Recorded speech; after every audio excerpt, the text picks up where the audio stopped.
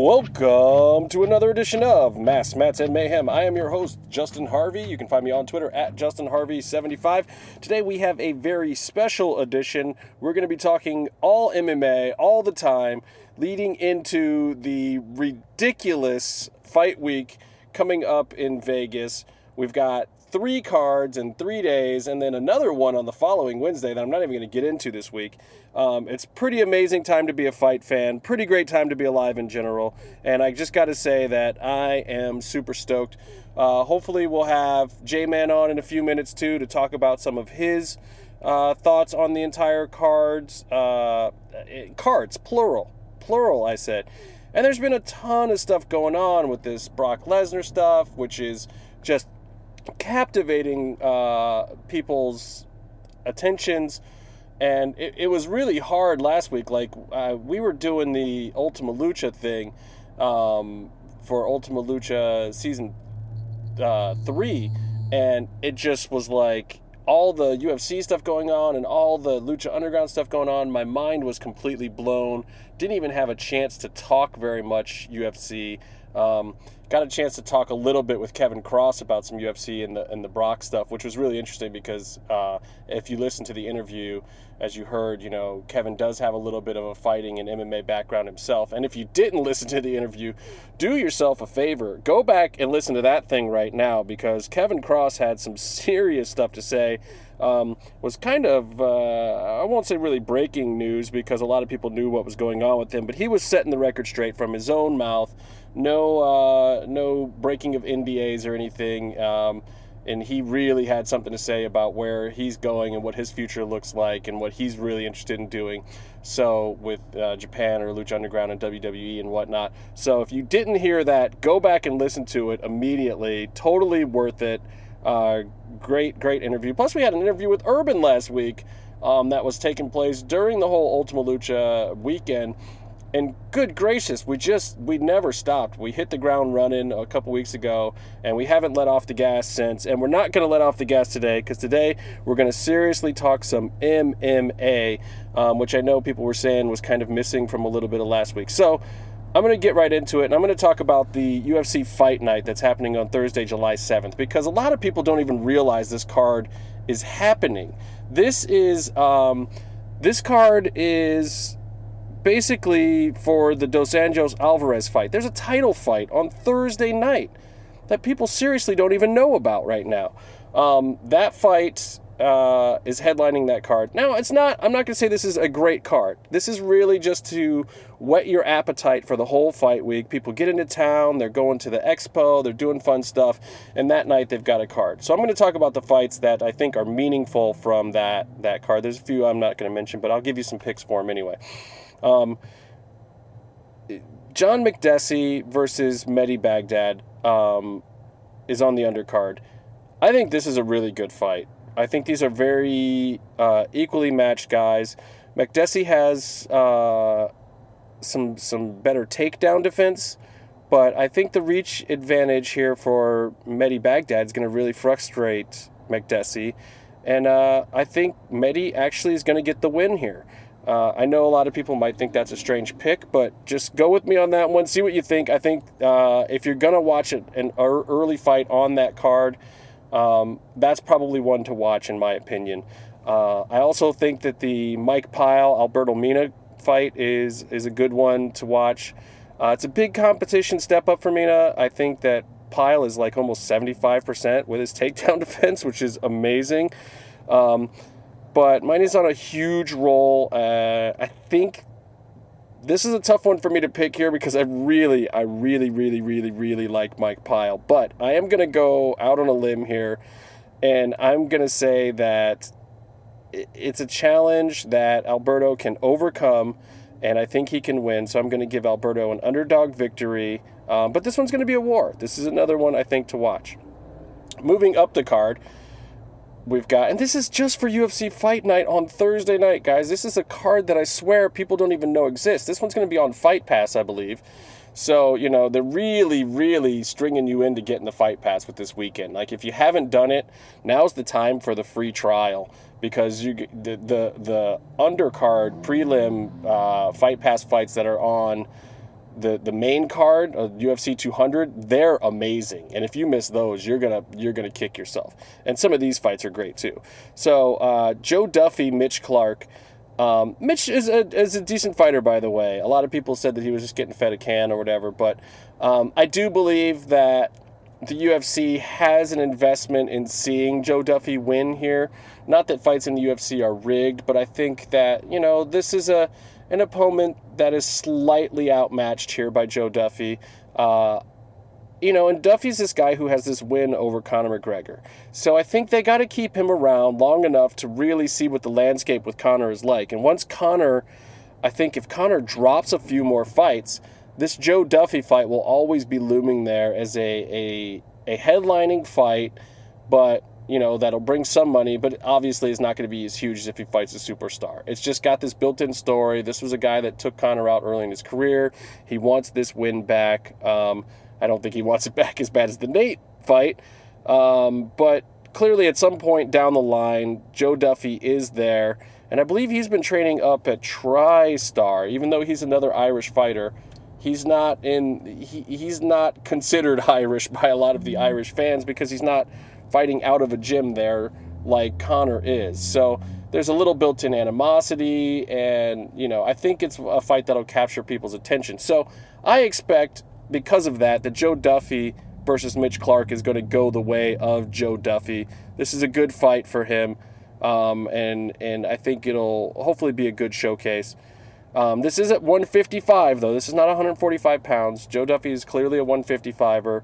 But again, Conor, who knows even what weight he is? I don't ever really expect to see Conor back at 145 pounds.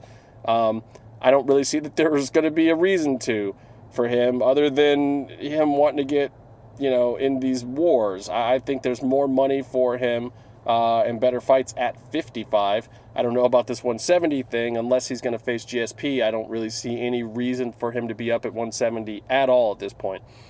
So we'll see. The GSP, I'll just throw this out right now. The GSP Conor fight, I still think is something that everyone wants to see happen, especially with the way UFC seems to be hot-shotting these big profile fights right now. Whether it's because of the sale or something else, I have no clue. But at the same time, I really do expect that at some point, the GSP Conor fight is going to make sense, especially if he beats Nate in their rematch, and especially if Michael Bisping takes the fight with Henderson, which I kind of hope. I would rather see Conor GSP and then Hendo versus Bisping myself. I just think those are more interesting fights. They're more fun fights. I don't know that Henderson necessarily deserves a shot at the title when there's a lot of other guys in that weight class, but that's a fun fight. But then again, neither does GSP. GSP clearly doesn't deserve a crack at the 185 crown anytime soon either. There's a whole line of guys there, but I would expect to see Bisping get kind of rewarded with one of these big super fight moments with either Hendo or GSP, just because of how long a stretch he went and how much of a company guy he's been. We'll see. I don't think he's going to be facing off against, Yoel or Weidman or Rockhold again, any of those guys first. I think, one of those three guys will come after a Hendo or GSP. And I don't think it's going to be GSP at this point. I think GSP is ready for something, but I think he's going to wait it out and see. I think he's waited this long. I think he's willing to wait and see how all these cards play out all the way through 202 or 203 to the end of summer, and then announce a big, winner fight. He's typically been a guy that's always fought kind of right before Christmas, much to his dismay, or that beginning of the year card. So I kind of expect to see him do that again. So we'll see. Anyway, so Joe Duffy versus Mitch Clark. I believe Duffy's gonna win that one. I think Mitch will be a very game opponent. I don't think he's gonna look bad. I think it might do a lot for his career to even just be in this fight. We'll see. Alan Jouban versus Bilal Muhammad. Even though Jouban is going up against the undefeated guy here, I think experience wins that fight. He's 13-4. Bilal is 9-0, I believe, either 10-0 or 9-0. Tough character coming in, but it's his UFC debut, and I really believe that Alan has kind of the the right skill set to capitalize on the first-time UFC jitters. But we'll see. We'll see how that one pans out for him. Now, this fight, I love this next fight. Roy Nelson versus Derek Lewis. Holy shit. If you want to see two guys take batting practice on another guy's face, this is going to be the one. I don't particularly expect this to go the distance. Then again, at this point in time, with anybody in the top 15 of the heavyweight division, I don't really expect to see fights go the distance. Occasionally they do, because these guys respect each other a lot, or they get kind of in the ground area where neither guy can swing. I don't think that's going to happen in this fight, at least not early on. I expect that if it does go to a decision, Roy will clearly win the decision. But I think these guys are going to throw fireworks, and I actually still think Roy's going to win by like a second round ground and pound knockout. Don't count Derek Lewis out, though. If that man, the way he swings, he throws it from his hip. He knows how to just torque his upper body to throw those big punches. And if Derek Lewis puts hands on Roy Nelson, it's nighty-night time. But I'm picking Roy in this one. I just think he's got a slightly better mindset and a slightly better skill set, And this is going to be, and this fight means a lot to these guys, These guys want to get into that top 5 or 6 guys in the heavyweight division. That's where the money fights are. These guys are both very much of the prize fighter type mentality to a certain extent. So if we get them, in that range, then that's what I think we want to see these guys fight. They want to be in that top 5 category, or even close to there. Get back up above the top 10 so they can get those big fights. Roy slipped a little bit, and he was up there for a while, and that's where you get paid. There's going to always be fights in the heavyweight division for any guy that can slug and knock these guys out and has ground techniques, especially like Roy. We've seen Frank Mir come and go in and out of that top 10 a million times. So I expect Roy to be that guy for quite a few more years, and I'm excited to see where this fight goes. I don't think anyone's going to be disappointed no matter what happens. Rafael dos Anjos versus Eddie Alvarez. I don't think that this is a fight about skill sets. They actually match up pretty nicely, with a slight edge skill-wise, I think, to dos Anjos. But I think that this fight right now is about willpower. Oh, hey, check this out. We got JMAN calling right now. Let's see if we can get JMAN in here. Jay, can you hear me? Hello. All right, and welcoming to the show right now, we have our buddy JMAN from The Last Real Heels. What's going on, brother? Nothing really, man. Just sitting here in Tennessee. I think I hear some fireworks. Man, they're still celebrating. Bro. Well, dude, there's a lot to celebrate. I mean, between you guys coming out for the end of season 3 tapings, Ultima Lucha Dos being on TV this week, and then we've got this ridiculous UFC fight week with 3 completely packed cards. I feel like I'm lighting off fireworks in my pants this whole week. It's ridiculous. Yeah, man, it is unreal, all this stuff going on, These MMA cards are stacked, the amount of talent. I mean, on UFC 200 alone, the opening prelim fight could main event like some a Fox Sports 1 card almost. It's crazy how many people are on that card.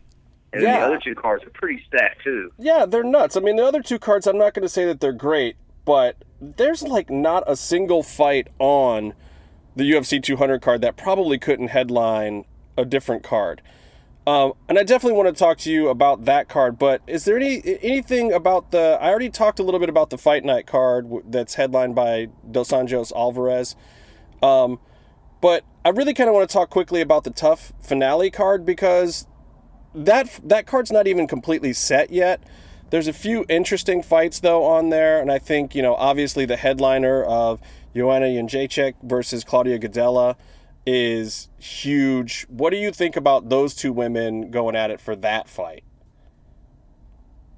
Well, I'm a really big fan of Joanna. She is got striking that's just beautiful to watch in the ring. And I think she's going to pull another big win for I think she's a huge star. She's got huge star potential. I tend to agree, and it's weird because I really feel like it's a very, very evenly matched fight.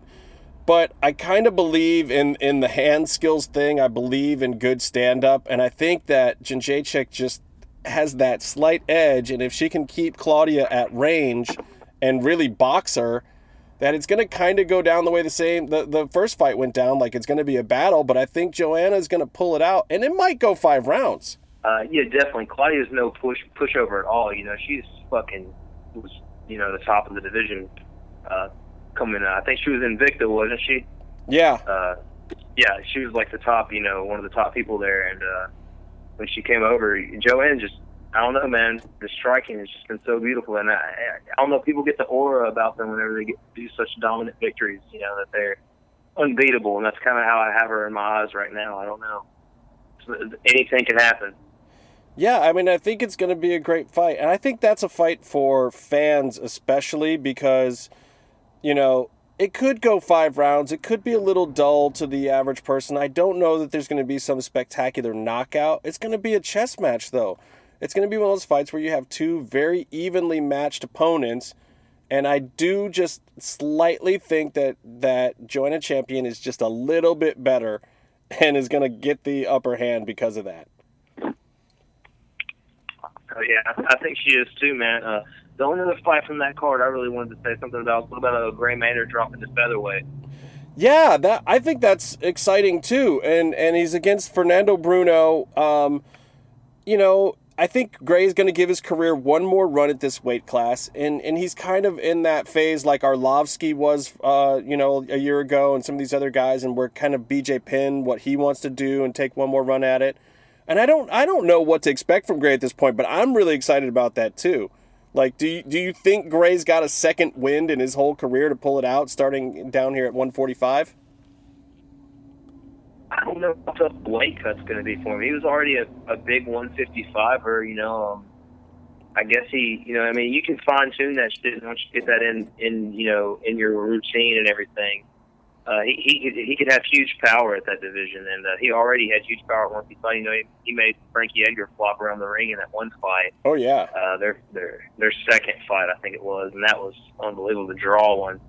And man, I always liked Gray Maynard, and I feel like I hope he can turn it around. But featherweight's a hell of a division. There's a lot of guys there. Yeah, it's getting to be a monster division because a lot of these guys are trying to get out of the murderer's row that is the lightweight division. Because, lightweight's just too stacked even for a guy like Gray to try to take a run at this point. It would take him 3 years to even get in the title picture at lightweight. At featherweight, though, he could probably do it. You still got Mendez down there, and you got, of course, the Jose Edgar thing that's going to happen, but I don't see Conor going back down to that division, so I think that division's got it's a little more open. So, we'll see. I'm excited about that one, too. There's a couple other little fights on that card. The Ross Pearson versus Will Brooks fight. I don't know if you heard about this yet, but Will Brooks, he signed a UFC contract, and he's out of Bellator now and is coming over, and he's fighting Ross Pearson. I expect that Will Brooks will win that fight. Ross is a game opponent, but I think that Will is going to come in and really try to take a run at 155. Yeah, Ross Pearson, he's no pushover, but you never know which one shows up, Yeah, that's true. I want to see Will have a good Brooks, run, though. I'm very excited to see him come over from Bellator, he was damn good there, and I think he can make a good run. Yeah, he definitely needs this fight, too, because the way he left Bellator kind of put a little bit of a mark on his career. He still had a fight on his contract initially, and, there was some weird goings-on with how he got out of his contract over there, but he just really wanted out, and there was some stuff that just wasn't working for him, and he had some family situations and other stuff going on, but, he sounds like he's got a serious passion for the business. And he's got the mentality that fighters used to have like 3-4 years ago of like, I got to get to the UFC. The money is not everything. You like the legacy and the name and getting to where all the best guys are. I think it really means something to Will Brooks, and he's just got to put his money where his mouth is now. He's got to go out there and let his fist do the talking. I can barely hear you. You can barely hear me right now? Yeah. Well, let me just throw to you on UFC 200 because I'm still curious to hear what you think about Brock and Hunt, and then the Jones-Cormier fight. All right, Brock and Hunt. The wrestling fanboy in me loves fucking Brock Lesnar winning MMA fights. Mm-hmm. Because, you know, he's the guy that came from the WWE and he came to the UFC, he won the belt, he beat Randy Couture, you know, as whatever, you know, as favored as he was and however things were stacked in his favor and everything like that, it's still cool to be in the, because all the pro wrestling fan first, you know, is around and whatever. So I'm totally rooting for Brock Lesnar, 100%, but this is a terrible fight for him. Yeah. Mark Hunt is got power for days. He's a super Samoan. He's fucking. He refused to take the buyout, and he came back and made a hell of a career. You know, he had a better career in the UFC than he did in Pride. You know, so I'm excited. It's an awesome fight, and it's definitely going to be one of the biggest fucking not biggest, I guess. You know, competitiveness and rankings-wise, but I think it's going to be a big deal, you know, buy-wise, because Brock was always a hell of a draw. And I'm very excited for that one. On Cormier and John Jones,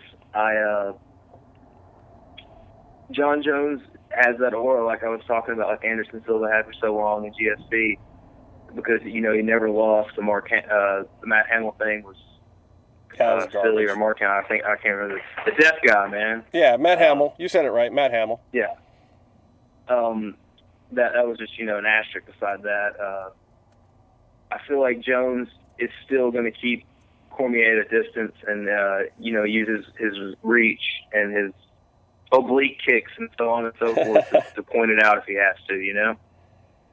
But DC, you know, if he could clip something or get some takedowns, and I don't know, but I just feel like Jones is going to win. I just feel like that's what's going to happen. I just can't shake that feeling. Yeah, Jones is. I don't know if you can hear me, J-Man, but Jones, I think, gosh, he's just really one of the pound for pound best. It's really hard to pick against him as much as I love DC. What do you think about Aldo Edgar? Aldo and Edgar? Yeah, what are your thoughts on Aldo Edgar? I feel like Edgar's pissed, and I feel like it's his time to win, maybe. I don't know, you know. Their last fight was really close, and he really wants Conor, you know. That's a fight I want to see. That's a fight I want to see bad. I think that's the money fight, and I feel like Conor's scared of that fight because Edgar's so damn good where he's not good, you know. I'm kind of rooting for Edgar because I want to see him and Conor so bad, but I've always been a Jose Aldo fan since WEC, so I'm kind of split on that one. But I think I'm picking Edgar. Yeah, that's a tough one. I don't even know, honestly. I love both those guys. If the old Jose comes back, he's just a beast. But, you know, Edgar, neither of those are fights if you're Conor McGregor that you want. I don't know if we ever see Conor come down and face either of those guys, personally. I don't know if I would go back to 145 if I was him, you know. And I don't know if it's necessarily ducking, but I don't know that he ever fights either of them. So you may have lost me there. I think I can't hear you again, but Can you hear me now? How's that? You hearing me now? Boo. We may have lost J-Man there, guys. Hello? Jay, you there? I got you on speakerphone now. Had some technical difficulties there. Yeah, it's all good now. This is as loud as you've been the entire time, bro. Well, yeah, because now I'm bypassing about 37 cables. Man, this audio shit is so complicated sometimes. Yeah, I can only imagine, man. Y'all have a hell of a setup. You know, we just use a little recorder with an SD card in it. Well, it sounds just as good as all the complicated shit we do half the time, so I don't know that it matters, you know, whatever we have. We use that, it's like, it's one of those Zoom things, Zoom recorders, I think, or Zoom or some shit. Yeah, Zoom recorder. Those are good. Those are high quality, man. People do stuff with those all the time. Yeah, those are pretty, I think that's what Stone Cold uses or something like that. We heard it on a podcast, and he has one of the nicest ones you can get. And I just got we had one of the nicest. We had to set below his, but Urban broke it. And I got the travel one, whenever when I was in LA, because I was supposed to do an interview with somebody and I didn't do it because I don't know, Jack's very hard to interview, so he always talks about doing our show, but never does. Well, before we had our technical difficulties, we were attempting to talk a little bit about the Jones-Cormier thing, and what I was saying was that it's so tough because DC is really, really, really, really, really good. But you're right, Jones comes with like those oblique kicks and this unorthodox thinking, and you know, he's just a beast. And I mean, he's one of the greatest of all time, and it's because of his uniqueness. It's because of the guys over at Jackson Winklejohn being able to crack anyone's codes. Those guys, I think of those guys like safe crackers. You know, they can just they're paid to figure out shit that other people are never going to figure out. They have such minds for fighting, you know, it's unreal. And they've taken some guys and really turned careers around and breathed new life into people, you know. It's awesome to see what they do, you know, to help people going. Because those guys, that's one of my favorite camps. You know, I've always been a big fan of that camp. Yeah, I have to say I'm kind of biased to that camp too. I mean, Cowboy's one of my favorite fighters. John Dodson was a guy we had on the Tap Out show, and he's just hilarious and amazing, an amazing athlete. So I've always kind of had a soft spot for the Jackson Winklejohn camp. Even Keith Jardine when he was there, and some other people. Yeah, I started as a Rashad mark, you know, and I like Rashad Evans a lot, and he was there. Yeah, I was a huge fan of Rashad's. And if you look at him after he left, it's not quite the same. You know, it was a lot better when he was there. You know, sure. And he's still, you know, the same gifted athlete that he always was, but the game plan and the strategy that those guys at Jackson Winklejohn were giving him, I think was kind of making the difference, you know. Only time will tell for him, but yeah, that's such a tough fight. I'm really a DC fan, but I think it's funny. You know, a lot of people want to see DC win, but I really think it's funny because and I'm sticking to this, I feel like DC is the heel. And I don't know quite how this happened because John has done such amazingly awful things as a human being in his personal life, but I think that makes him more relatable to people right now. I think people want to see his comeback. They want to believe that he's a good person at heart. They want to believe that he's like the kid that was saving that lady before his title fight. I mean, I think that people want to see that side of him, whether it's there or not. And somehow the world has made him into this baby face. And here's DC, who's all well put together. He's this Olympian. He's on TV. He's, you know, totally got his act together. And he's the heel because he is so put together. Like, nobody is that put together in their life. So everyone's like, fuck that guy. I want to see that guy get knocked down a peg because he's been busting his ass so hard to get to where he is. And I think it's funny. Do you see, like, that DC's a heel now?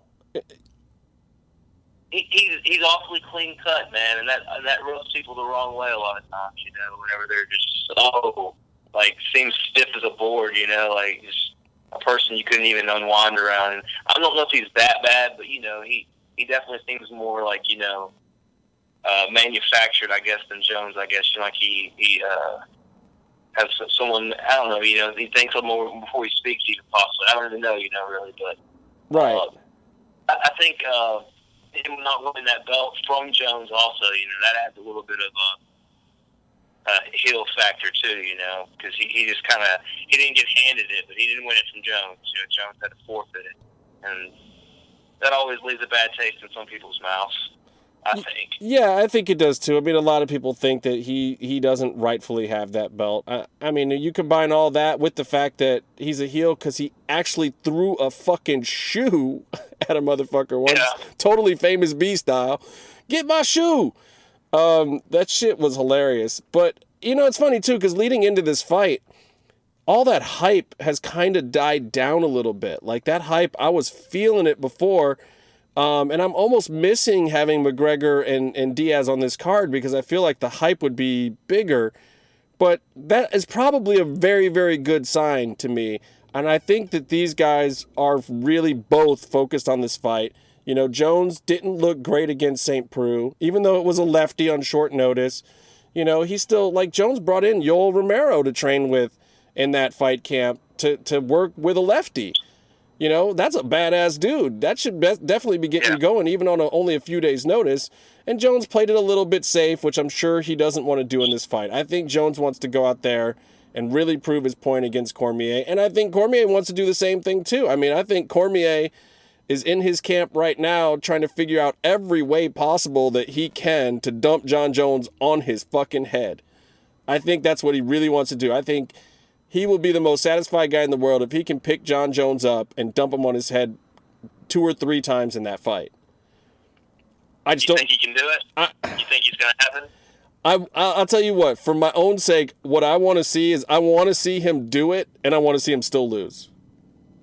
Yeah. Yeah. I don't know if it's possible, but, you know, I want him to have that moral victory. I want him to still have some shit-talking rights. But look, if DC wins this one, that's great, because then we're in for a trilogy. Yeah, for sure. And I don't know that, I don't see anybody not wanting to see a third one of these fights. I think it's still going to be a good fight, and I hope that DC gives Jon a serious run for his money. Do you think maybe if it's a split decision, we could still get a third fight, you know? Yes. If it's like a close split decision, we could still get a third fight. I think this card outsells 200. Do you think 200 outsells 100 pay-per-view was, or? Yeah, I think it does. I think it does, and I think everyone really owes Brock Lesnar a huge debt of gratitude because, you know, you and I both, we know some MMA, we know some wrestling stuff, and as I walk between the two different worlds, it is something that everybody on both sides is talking about. So if this can't pop a number, if this doesn't pop that huge number, then they really messed up with the Conor McGregor thing. But what you're looking for to get that number is you got to bring a different audience in. They can't bring the same people that are the same, you know, 0.9s that buy a regular, you know, UFC pay-per-view or whatever. You know, you got to get those bigger eyeballs, and I think the Brock Lesnar factor is there. WWE's not that exciting right now, and I think that WWE fans are more excited about this, even as wrestling fans, to see Brock get back in there than they are about the day-to-day goings-on of, you know, Roman Reigns out on a drug suspension or whatever garbage has been happening since WrestleMania. I think that WrestleMania this year was such a huge letdown that this, for even wrestling fans, is becoming like their WrestleMania. And obviously for MMA fans, it already was that. You know, no real MMA fan was going to miss this card just with Jones Cormier. But the Brock Lesnar factor, I think, puts it through the roof. I think it does the biggest number. I think Conor's going to be kicking himself. I think this is definitely the one. Yeah. I think it could too, man, because like we were saying, you know, I couldn't hear you that well, but this whole card, you know, top to bottom, just fucking name after name after name. Former champions like Johnny Hendricks on the prelims. What's up with? It's crazy. Yeah, that's nuts. Kelvin Gastelum versus Johnny Hendricks is a Fox Sports prelim fight.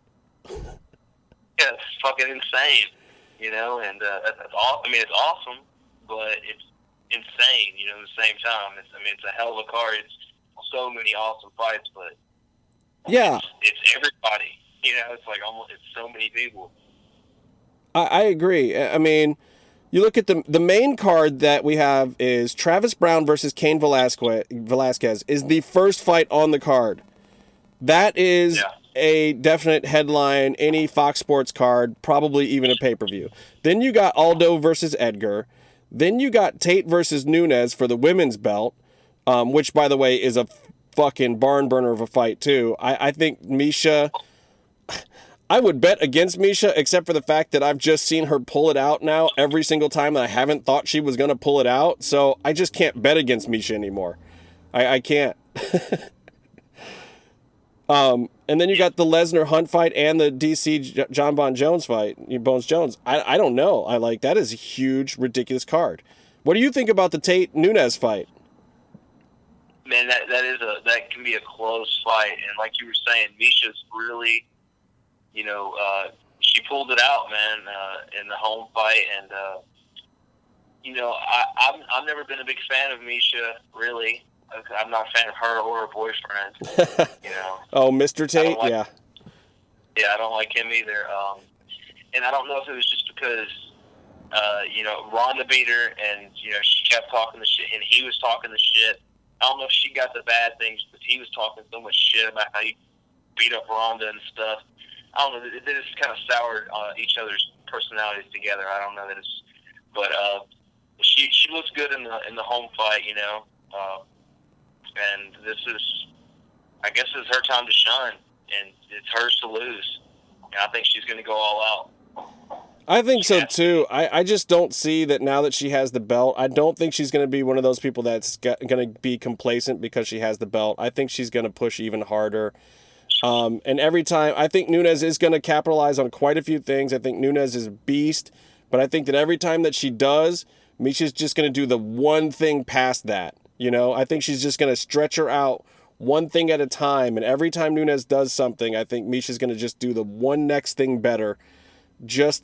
Which is a painful way to lose. I mean, and that's one of the things that Misha has shown against all of these women is like every time they have a moment and they're getting the better of Misha just finds a way to turn it around.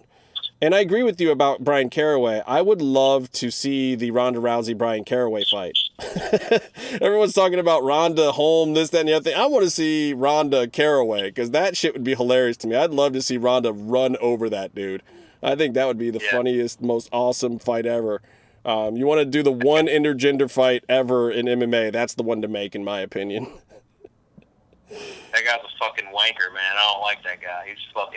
He's a jackass. It's hard not to after Ultimate Fighter, and I know he doesn't get it, but as mean and as weird as Ronda is, there was something about Brian Caraway when he was on The Ultimate Fighter with Misha where he seemed like Misha's bitch. It was really hard to respect him. The way he was talking trash on the female fighters, it was like, I know that they're all alphas to a certain extent, but it's just like, I don't know, you don't talk like that to a woman, even if she is, your girlfriend's opponent or whatever. Like, just be a man, dude. Back down. Like, whatever. Him backing off would have made him look less of a dick than his weird attitude on that show. But, and speaking of the women's division, fucking Kat Zingano versus Juliana Pena is on the undercard also. And that's after the Hendricks Gastelum fight.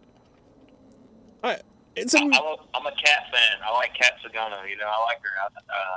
I liked her from that Misha Tate fight. She came back so hard in that third round. Oh yeah. That was a beautiful comeback. And she was losing. And that was a good comeback, and I've been a fan of hers pretty big since then. She had some other good highlights before that, but I thought that was her first real big opponent, and she won it after going through some struggles. So I've been a big fan of her since then. I was pretty heartbroken when she got destroyed by Ronda. Yeah, I agree. It was ugly. It was just bad, and but yeah. I'm excited for that fight too. Pena's a bad chick too. So, and I agree.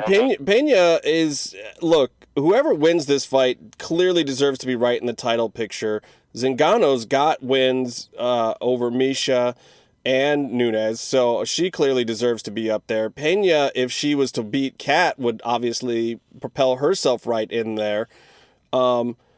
And I agree with you about Zingano. She is the one person that I think has out Misha'd Misha with the coming back in a fight and just doing the one thing more than the other person. And I halfway think that's where Misha kind of got it from, and Misha and Kat are right there neck and neck to me. And if Misha's the champ, then Kat's got to be in the conversation. She had a bad string of luck there, but hopefully all of her bad days are behind her and she's really got her head in this fight. And same with Pena, she was out for a while too, and hopefully these two women are going to propel themselves with a classic to get right back in the title picture. Yeah, they both probably have the worst luck. They've both probably had the worst strings of luck. These two ladies. They've had some terrible luck with injuries and personal stuff. It's been talking about Kat and Juliana. So yeah. Hopefully that be a good fight. What did you think about Edgar and Aldo? I couldn't really hear you exactly what you were saying on that. What do you think about that one? That's a tough one for me to call. I'm gonna pick Edgar, but what I really hope to see Like, based on where they are right now mentally, I have to pick Edgar. I just think Edgar's someplace in his mind that is real scary to fuck with. That dude's on another level right now. But Jose has been that guy in the past himself. And if Jose comes out like that fight, I still remember the Uriah Faber, Jose Aldo WEC fight where Jose Aldo, those inside leg kicks, like, one of the most brutal things I've ever seen, where I was like, this dude's going to be a champion for a long time, and he was. If that guy comes back with some kind of game plan that can get inside on Edgar, or if he starts lighting him up with those leg kicks, like if we see even shades or glimpses of the old Jose Aldo, I will lose my damn mind. He was one of the greatest champions, and yeah, he got clipped by Conor. He got clipped fair and square. Conor beat him real good. But I really just want to see that old Jose come back. I just don't know if Frankie's the guy to do that against, because Frankie's a fucking beast. So my money is on Frankie in this fight. But at the same time, if Jose does come back as the old Jose all of a sudden, I ain't going to be mad at it. I don't care if I lose money betting on Frankie because of it. Like, if we get the old Jose back, I'll just be happy as a fan.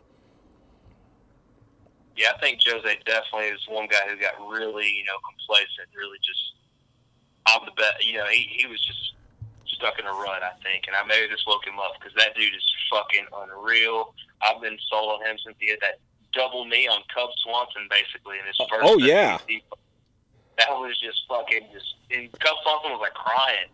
And Cub Swanson's a tough motherfucker. Oh, Cub Swanson is the man. I love Cub. He's one of my favorite fighters. And yes, you are absolutely right. Just like, that was Jose, though. He just, and honestly, I think that's one of the things that made him bad. He was destroying guys so quickly, and these really good fighters weren't posing a challenge for him, that I think that he lost his edge because he wasn't getting good competition.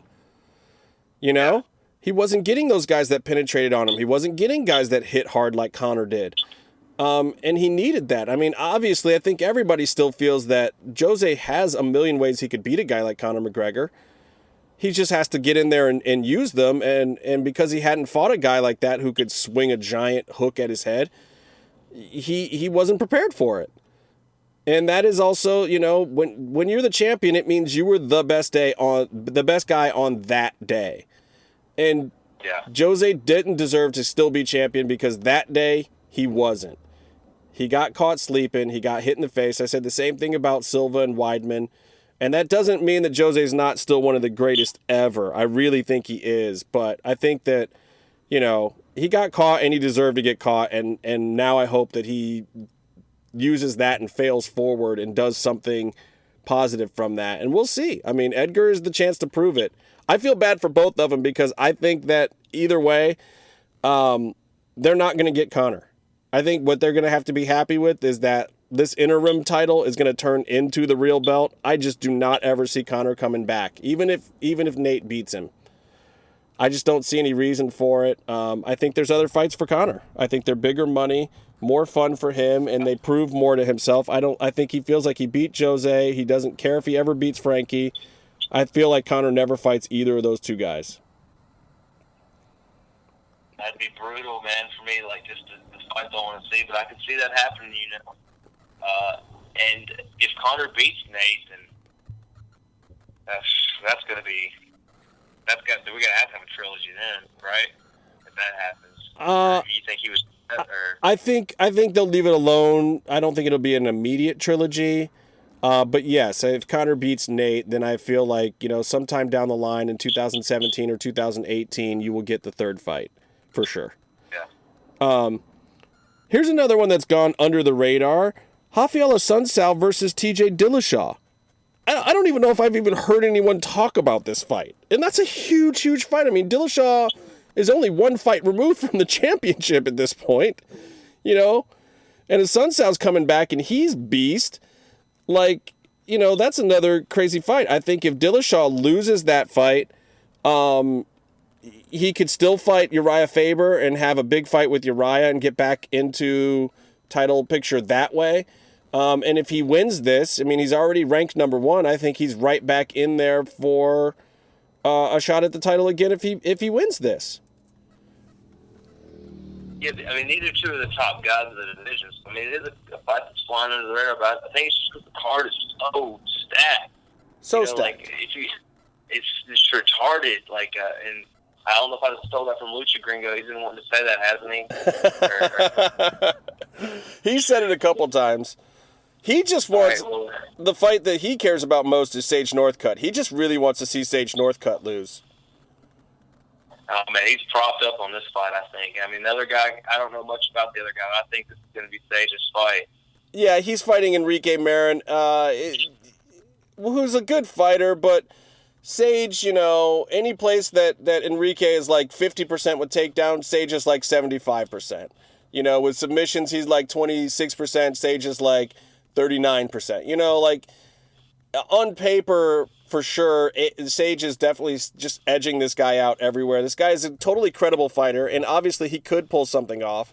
I still feel like Sage is going to be very vulnerable to guillotines with his weird propped up neck. But, somebody's got to catch him first, and Sage does have decent takedowns. And I expect that Sage is going to end up on top there and probably... I think he can win with like a third round ground and pound, or maybe late second round. But with the TJ, and Rafael fight, I imagine that TJ wins. I'd also like to see TJ Dillashaw fight John Dodson now that John Dodson's up at 135.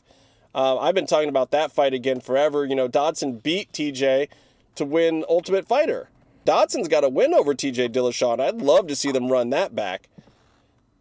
Yeah, that's a fight I've been wanting to see, too, for a while because of the Ultimate Fighter. That's a rematch that's been needing to happen. I also think TJ probably wins, but Rafael, he can pull it out, and he's damn good, too. He's got his confidence left on at some points, but he always – it just depends, man. It's a close fight, and they're both really, really close to getting back in title contention. And if Dodson, I would like to see that Dodson fight. The Sage thing, though, his opponent's the only one that you can't even click on Wikipedia. He doesn't even have a Wikipedia, man. Yeah, Enrique is fairly unknown. He's a solid fighter, though. But Sage, me and Lucha Gringo both said that we both wish him bad luck in the fight. But I think he's going to win. I think he's gonna win, no problem. Yeah, not no problem, but I think the Lucha Gringo is gonna have to wait a little while on that one. He also wants to see DC win. That's more likely to me. So we'll see. And I think he also wants to see Hunt win. And my thoughts on the Hunt Lesnar fight, which I didn't even say before, is I think that I know this is crazy. I'm gonna pick Lesnar. I think I'm actually gonna pick Lesnar. And I'm not picking Lesnar based on pure fighting skill, because I feel like Mark Hunt can knock out anybody, and Mark Hunt should knock out anybody. I just feel like there's no way Lesnar takes this fight if he doesn't know something that we don't know. I don't think he takes this fight just to be on 200 or just to see where he's at in the world or just because WWE and UFC are being friendly. I feel like Lesnar and his camp know something, and I don't know what exactly that is. Kevin Cross said that he thinks that Lesnar's been doing some jiu-jitsu.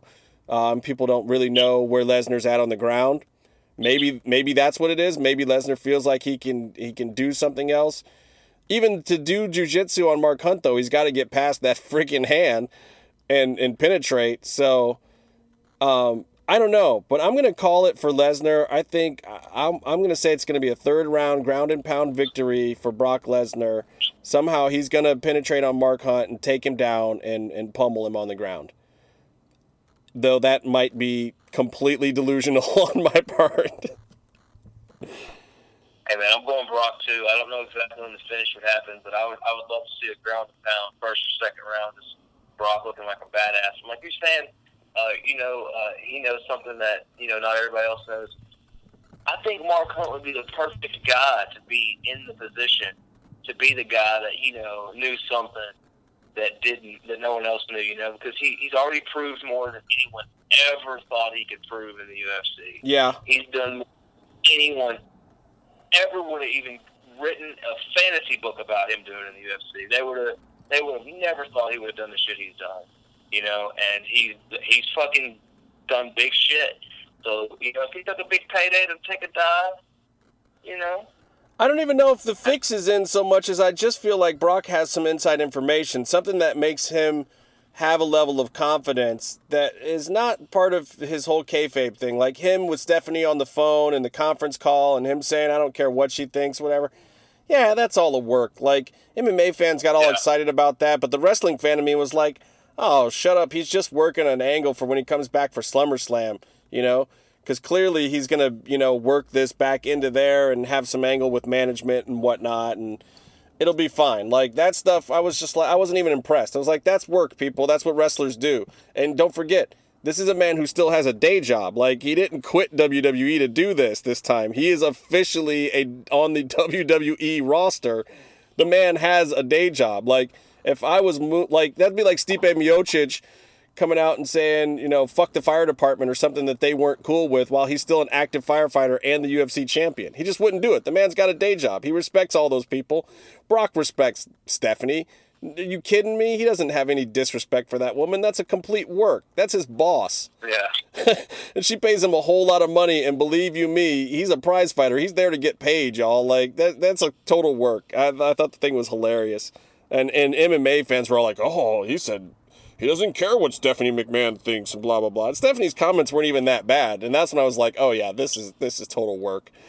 But, yeah, I don't know. We'll see. I think that Jesus, Brock might have something up his sleeve there. I don't know. Maybe I'm crazy. Maybe I'll change my mind right before I bet my money. We'll see.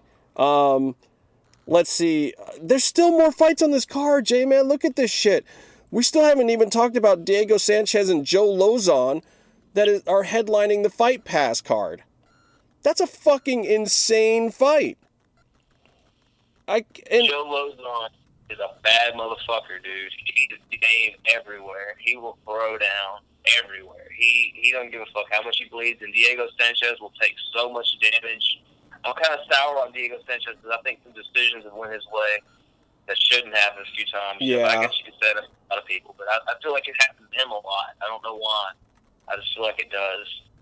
I feel like he gets the win several times when he shouldn't. I don't know. I think he got one over Martin Kampman I was sour about, I think. Well, I mean, the judges get blinded by that heart and that passion, but that's something that other fighters should look at. To me, it's like, dude, sometimes you can convince the judges just because you're out there throwing that you deserve to win, and that's what Diego does that these other guys can't do, but Joe Lozon can do that. Man, if Joe Lozon can't win you over with heart, that guy's got as many fight of the night bonuses as anybody. Like, he's got fighter of the night or fight of the night or some kind of bonus. I don't even know how many times. Like, he probably has made more money from bonuses than he has from his actual wins. He likes to competitively eat, too. Oh, God, these guys are nuts. These guys are totally nuts. And I don't even know what to expect from this fight. I'm going to say that Joe Lozon's going to win, but I'm also going to predict that there will be blood. There will be cursing. I think Lozon's going to actually win by submission. I think that he's going to slug it out with Diego in the first round, and then Lozon's going to be like, you know what, fuck this. I am going to just strangle this dude now and just tie him up with some jits and take his neck, because otherwise it's going to be a bloody, bloody fight, and everybody else that's on the main card is going to be fighting on just a patch of blood for the whole night.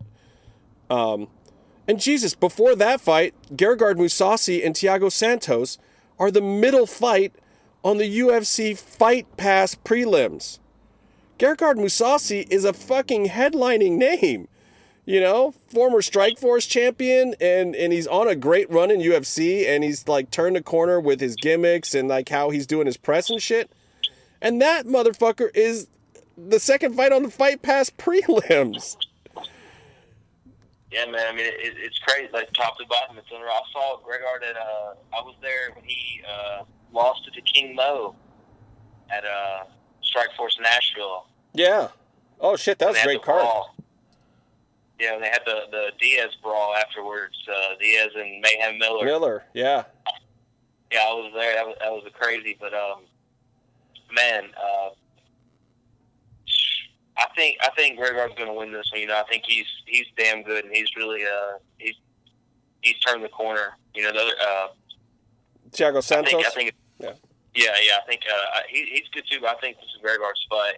I think the first fight on this card is it Jim Miller and Takanori Gomi? Oh God, that's right. Yeah, Fireball Kid versus Jim Miller is the first fight of the night.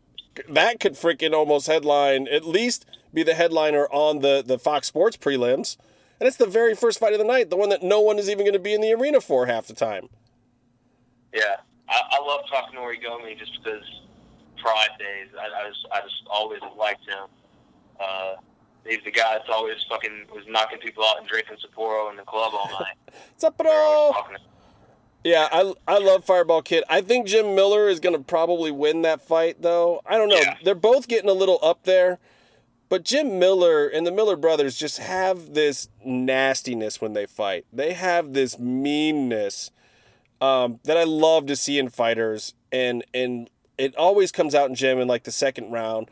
He comes to the ring. He seems like this nice, affable guy. But then he just turns his corner. Clay Guida's another one like that. And then they just get grimy.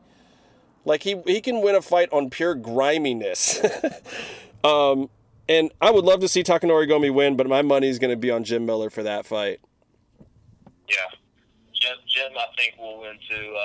Jim was so close to the title like a year or two ago, and you know he seems like such a nice guy. You know, like you were saying, I'm a big fan of his too. But Takanori Gomi, just his style and you know his knockouts and how he's had those huge in Pride and everything. You know, I was always a big fan. I'm rooting for him, but I think Jim's going to win it. Yeah, I mean, I think we hit everything on UFC 200. The only other fight I don't know if we talked about was on this whatever Fight Pass card, the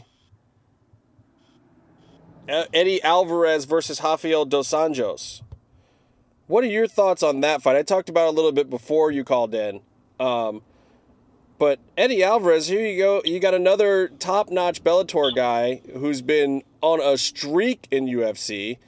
And then Dos Anjos, who I feel like Dos Anjos, even with the belt, has been playing second fiddle to the rest of the division. There's all this talk about Khabib and Tony Ferguson, and then Cowboy Cerrone is still catching bigger headlines than him, even though he beat Cowboy. And then you got McGregor, who kind of made Dos Anjos look like a bitch and just was like at a stop-off. It was like a rest stop at the 155 division because he never even fought there. He came in, did the one press conference with Dos Anjos, and then went up to 170 with Nate. But I feel like Dos Anjos, I don't know if he's being overlooked or not, but it feels to me like the whole world hates this poor guy right now, and he's got the freaking strap. Yeah, I see that because I'm one of the guys I'm not really a big fan of his. I think it's not just because I'm a huge fan of Khabib, and Khabib has beaten him, and they haven't had a rematch. And I know Khabib's had a lot of injuries and stuff, and he just hasn't lined up. But I don't know. I just don't feel like Dos Anjos should be the champion. I don't know why. You know, I know he won the belt. You know, I know he's proved himself, but just for some reason, there's just this little thing in the back of my mind. I'm like, this guy's not the champion. You know, he's not. He shouldn't be champion. It should be someone else holding that belt. It's weird because I kind of feel the same way. I kind of feel like it should be Tony Ferguson personally at this point. I was upset that Cowboy didn't put in a better showing against him, but I think that Eddie Alvarez might be the guy to take it off of Dos Anjos, and he's an underdog here. But I'm going to put my money on Eddie Alvarez and hope for the long shot. Oh yeah, man. I think that's not. I mean, it's not a sure thing, but I mean, it's not a bad bet. You know, Eddie Alvarez has always been he's one of the best that Bellator ever had, and you know the UFC came into one of the strongest divisions. They've always 155 always been one of their best divisions. Yeah, and I think that this fight this time is going to be about willpower, a little more than skill set, which is what I was saying earlier. Like I think that, you know, people can say what they want about having the right skills, but there is something to be said for mentality in mixed martial arts too. And Eddie Alvarez right now, if he does get beaten, it's going to really derail him because he has that kind of confidence right now of being a world beater and how much it means to him, and that, you know, he's one of these guys who always thought he was the best even when he was outside of the UFC looking in. Then he came in and he dropped that fight to Cowboy, and it really, I think it hurt his parts to the point where now he is determined that he's going to prove everyone wrong, that he is the best in the business, and that, you know, no one was wrong about him being in UFC and being able to compete with these guys. And I think Dos Anjos is the guy that he can do that with. And then if he does win, you got Khabib Alvarez and Tony Ferguson and all these other guys coming up in there, or maybe Conor even coming back into 55. Like that would be the most exciting thing ever. One of these guys does have to take the belt off of Dos Anjos. I don't think anybody wants him to be champion. I feel bad for the guy. He seems like a good dude, seems like a solid fighter. Nobody wants him to have the belt. Like, it's killing the whole division. The belt's got to come off that guy. Yeah, I don't know what it is, man. He just doesn't have any pizzazz, man. He's just, I mean, he's pretty good in the. I mean, he's solid, but you know, he doesn't stick out as being like a badass at anything. I guess really, no. I don't know. You know, he's not like a big knockout artist, and he's not a fucking submission terrorizer, you know, breaking limbs and stuff. So no, he's just really well rounded, and he doesn't have much of a personality. He doesn't have much of a style, but he's super good. You know. Nobody's going to deny that he deserves to be one of the best lightweights in the world, but everyone is going to deny that he's exciting. You know, he's just not interesting, and it's not necessarily his fault he wins fights, but, you know, sometimes you got to give us a little more than that. And the ladies don't think I guess he's as cute as, like, GSP, because they, like, loved him whenever he was point fighting. The ladies still loved him. Oh, yeah, no, he's definitely not a handsome guy. He's got a few other things against him. Well, I don't know. I think we've talked it to death, man. All I can do now is watch it, and we got Ultima Lucha Dos, the first episode of that to watch this week, and I know you guys will be eagerly watching that Wednesday night, just like we will. It's just it's just a great 2 weeks to be alive, in my opinion. Hell yeah, man. I can't wait. I'm stoked for this week. They got the unique opportunity stuff going on. And, you know, these three fucking fight cards in a row. Yeah, I've been watching 3 in a row, but it's also 4 hours. Isn't the last one still 2 hours long or something crazy? Yeah, I think it is. We got a solid 4 hours of Ultima Lucha coming up, and I can't wait. And I know me and you were both there. Like, for those who don't know, when I first met JMAN and hung out with him was at Ultima Lucha Dos. So it's going to be reliving good times for us. Yeah, there's some epic stuff, man. There's some matches that definitely speak some words about whenever they air. Oh, you know? yeah. It's exciting. Oh yeah. I mean, I've got shit written down from a year ago when we were there seeing that I can't wait to talk about, that I've been like dying to talk about ever since then. I'm sure you're the same way. Yeah.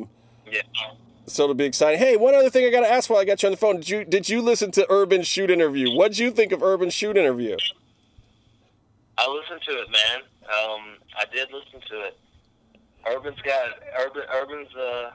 wild, ain't he? He's a wild man. He went sans gimmick. We were having technical difficulties. I was gonna talk about how I was gonna go sans gimmick, and I was gonna be like, no, I actually live the gimmick. Fuck that. But we were having technical difficulties, so I didn't get to bust out my lines I had prepared. You know, but it was a damn good peek inside of Urban's mindset. You know, me and him, I guess, see some things differently, but it's all part of the Lasso Hills. It's what makes us who we are, you know. I just thought it was very interesting, too, because I could tell a good portion of the interview he was almost doing as, like, for you specifically. It was almost like, oh, let me let my boy in on how I think about some of this stuff, because he's never gotten a chance to, and we don't really have the time to sit down and talk about this kind of stuff because we're always so busy, and you guys got so much cool stuff going on that it was just like, yeah, if I go talk to some other dudes, it was almost like a game of telephone where he was getting the message to you through us. And it was kind of interesting to just see him get that moment to almost have a conversation with you, even though you weren't there. Yeah, that was brutal. I blame Blood Soup for that. But I digress on that one. but yeah, it was definitely good to peek inside Urban's mindset show, and he definitely has some wild thoughts going on about things, and I guess I do too. You know, and it's crazy how he his opinion on wrestling. It's so different than mine, you know, because he's kind of got fed up with the business, and I'm still head over heels, and I've found things that, you know, I'm so obsessed with British wrestling right now. It's fucking crazy. Like, I love that shit. And then Lucha Underground, you know, that's the be-all, end-all. For sure. But yeah, it was definitely an interesting take on Urban. Well, it's always a pleasure to have you on the show. I am stoked, too, that we got to hang for a while at Ultima Lucha Tres this year. Keep that fucking going, and hopefully it'll be Ultima Lucha Cuatro next year, and we'll just keep it going. It was great to see you. Ultima Lucha Cueto. Yes, Cueto. I love it. That will be so dope, and it was good to see Smashley, too, and just get to hang out with all the peeps last week. Like, we barely even got to talk about just, like, how much fun it was. It was like the whole family was back together. Like, Ultima Lucha is like a family reunion now when people come out. And in any Lucha Underground taping where a whole lot of the people come into town, especially the out-of-towners like you guys, it feels like a family reunion. I'm not even kidding. It's crazy. I love it. I'm going to try to make my way back out there for Bola. Oh, well, let me know, because I'm going to try to go to a couple of days myself. I mean, I live so close to where that's going down. Like, it would be crazy for me to not go. Like, no one else who goes there will live any closer. I can walk to Bola from my house. You know, PWG literally does their events, like, you know, up the street from me. In fact, it's on a street I used to live on. Phoenix is going to be there, man, and Jeff Cobb. Yeah, it's going to be off the hook. And I was looking at some of the entrants today, so I just got to figure out if I'm going to go to all 3 days or not. That might be a hard swing. But if you're coming out, I might consider it. Yeah, I'm going to try to. So if I come, I'm coming for all 3 days. Oh, I'm sure. Yeah, no reason to come all the way out and only go to one. For me, it's just down the street, so I could just pop into one. Yeah, man, it's going to be a hell of a card. It always is on DVD. I got to experience one of these live. Yeah, it looks like it's totally worth it. I know Byron and Casey went last year and sweated it out for 3 days and loved it, so might be my turn. Oh, yeah, bro. All right, brother. Well, thank you for being on the show. Appreciate it. I will get at you. All right, bro. Thanks for having me on. Always good to be on. Everybody go get those shirts at Pro Wrestling Tees. Listen to the MMM show. Listen to The Last Real Hill. That's probably the only two you need to check out.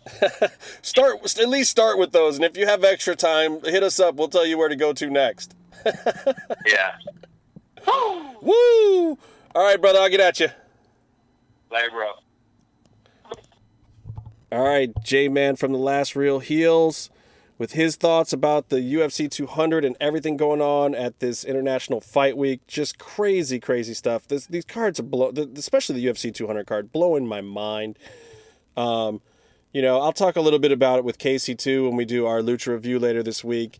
Go back and listen to those Urban interviews and the Kevin Cross interviews if you haven't heard them, because they are well worth it. So that's it for me, folks, and just loving Fight Week, loving all this Lucha Underground stuff right now, and everything else in between. You can eat a dick if it's not on the level that these things are on. So I'll be back later in the week. Casey will be around. Byron should be back off the road. He's out of town for the holidays right now. But until next time, stay calm and stay in the mix.